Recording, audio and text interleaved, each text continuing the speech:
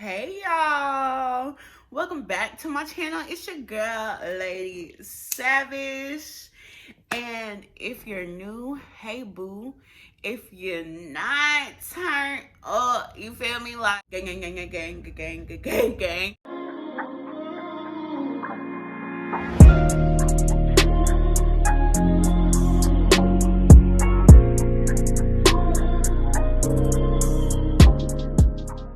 No, I'm playing. Seriously, welcome back to my channel. It's your girl, Lady Savage, and today we're here to talk about celibacy. We're going to go ahead and get into this thing because your girl is... I'm hurting. Nah. But nah, let's get into this. All right, y'all. So I don't think I've ever shared my celibacy journey with really anybody public. Like, a couple of people know that I'm doing it, and of course the people that need to know that I'm doing it, but it's not something that I've always been most confident about because it's not something that our society is doing. A lot of people are not doing this now. A lot of Christians and a lot of people are, but a lot of people are not. You know, social media, you know how the media is influencing us this day, sex sells, all that, yada yada. So my story began back in 2019-ish, close to 2020, and this is after I left one of my most mentally abusive relationships. And I said, I'm not having sex. This is not something I'm doing. But at the moment, it wasn't as hard of a period as this period is because there was really no temptation. Like, you know how people say, like, you're not having sex, but it's not by choice type of thing? That's kind of the situation I was in. I wasn't talking to anybody after this relationship. I was in counseling trying to heal. I got diagnosed with depression at that time. And so I really wasn't feeling nobody. I wasn't dating anybody. And so this was really like a no-brainer. I was like, I'm not having sex with anybody random. So if I don't have a boyfriend, you feel me, I might as well call it celibate. But I wasn't intentionally making the decision every day to be celibate. That was that. And I felt like I was more so doing it as kind of like a consequence to other people. Like, oh, I'm not right now, so I can't give sex away, instead of having the mindset of, I'm not having sex. This is what I'm doing. It's not because I'm messed up in the head. It's not because I'm depressed. It's not because I don't have a boyfriend. But I'm doing this for me. I'm doing this for God. I'm doing this for the experience. That's not the mindset I had. I ended up meeting maybe almost a year later, kind of thing. It had a long time had passed, and I had got to kind of a healing point, and I met my boyfriend. And so I had held it up for a good couple of months, and I fell back into that temptation, which is really easy to do. The enemy is going to try you. So I fell back into temptation, but when I began to have intercourse, it's nothing to be ashamed of. When I had fell back into it and started intercoursing, if that's a word, it was different because I felt like I had like a sex shame and a sex guilt. And every time I would do it, it was like not pulling me away from the Lord, because God is with us through all of our sins. Even when we mess up, He's still beside us. Jesus is still beside us. So it wasn't the fact that God was pulling away from me, but every time I have sex, it was like I was pulling away from God, because I would be ashamed. I would be hurt that I disappointed myself. I disappointed Him. And it was happening time and time and time again. So we get into the new year, and God gave me a word, and that word was transformation. So when I thought of transformation in the beginning, y'all know I'm a small entrepreneur, and so I was like, yeah, let's transform my business. Let's make everything better. Let's make everything perfect. Like, no, God did something completely different. He said, if you want to transform, we're going to give you transformation. That is physically, that's mentally, that's spiritually. Get into your word, be serious about committing to me, and I'm going to show you how to transform. I've told you what to do, and I'm going to tell you how to do it. Get in the gym, you feel me? Get healthy physically. Spiritually, do everything that you can to be close to me. Get into your word and do what is right. Mentally, get your mind right. Get back in counseling. And I told him, yeah, okay.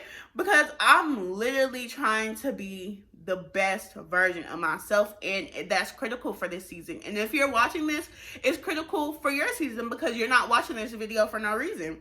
So I agree, and I needed some transformation. So the transformation first started out with my surgery or whatever. Messed up, fell into temptation doing that. But then after my surgery, I felt a transformation because there was a period when I got super depressed through that. I lost a couple of friends through that. And so it really made me lean on God. I don't know how I started to think about sex, but I said, I'm going to take this seriously because there's no way that I can be the best version of myself. There's no way that I can have everything that I deserve in this season if I'm still letting a part of me control me. If I'm still proving to myself that I am putting something over God, what He has planned for me, over the man He has planned for me, over the season that He has planned for me. Sex cannot be that much of a part of my life that I cannot do what is right.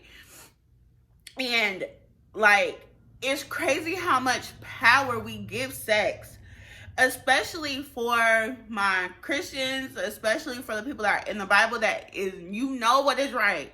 So I was thinking, if I know what is right, that means that I'm making sex bigger than what it should be. If I know that I should not be having sex until marriage, why am I allowing it to control me? Why am I still doing it? And if I need help, I need help. But I decided to just change my mindset. So I started to think like, okay, if I'm not going to have sex, that means I'm not going to watch porn. I'm not going to masturbate. I can't do any of that.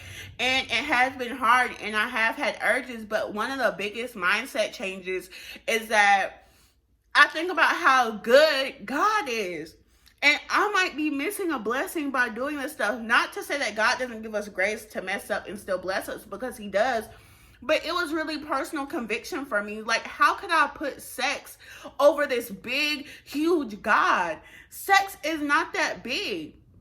And in this season, I'm not doing it to give a man consequence. How dare I give a man, a little boy, compared to God, that much power that I would not be having sex because he wasn't having sex or he didn't want sex at the moment? How could I stop having sex for a man when all along I should have been doing this for myself? How dare us put ourselves on such a little pedestal to have sex or to not be doing it for ourselves and mess up and fall into it every time when God has put us up here? We are queens. We are kings. So why are we doing it? That's where we need to start. And I started with, in this season, I am doing it for me. I am doing it for God. I am doing it because the plans that God has for my life is bigger than 2, 3, 4, 5 minutes of pleasure. What is that compared to the sex that my husband could provide for me? The experience that I could have with someone that God designed me to have it with. Why would I want to miss that experience? And why would I allow another man to touch me in areas that are reserved for my husband? Pray! No, For real. Who am I? And not even putting it on other people, because we need to take responsibility for ourselves. Who am I to touch and fondle, to play with, to have intercourse with? Who am I to do these things with somebody else's husband? And it might not be in this season, and it might not be a husband to somebody else now, but they might be. They are somebody's husband. I am somebody's wife. Who am I to let somebody touch me? And I want to share that I have a gift. You feel me? Like my gift. It's yeah. You already know. So why would I not want to save that for somebody that's going to cherish it, somebody that is going to honor it, and somebody that's going to deserve that? I don't want you to touch me right now. No, I don't want to have sex, because my husband is going to know how to appreciate my body. My husband is going to know how to honor my body. My husband is going to know everything he needs to know about my body, because God is going to bless that. When we get that kind of mindset, it is way easier for us to withhold, because we're not withholding based on the context of somebody else, or based on somebody else, what they have going on. We're not doing that. We're doing that because we are firmly planted in the gift that we have. We're planted in our values. We're planted in our self-worth. And it's taken me such a long time to get here. And I'm going to be honest, I've only been doing this truly, like no touching, no fondling, no sex, for a couple of weeks now, almost a month. But I expect to go all the way with this thing.